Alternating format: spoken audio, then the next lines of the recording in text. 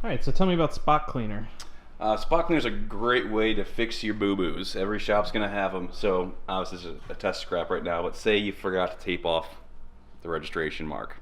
Shame on you, but you don't want to ruin the customer's good shirt. It could be a $2 shirt, it could be a $30 shirt. You don't know. So a spot remover is going to be a great way to knock that out. So I usually stretch it over a cup that has a rag inside of it. Take the spot remover gun.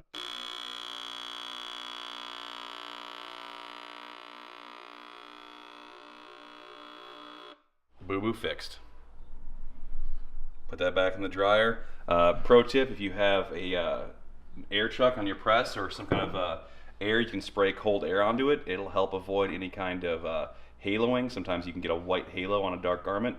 If you use cold air and you blast it out right away, it'll get rid of most of that haloing. Some of the higher end spot guns will actually have that option.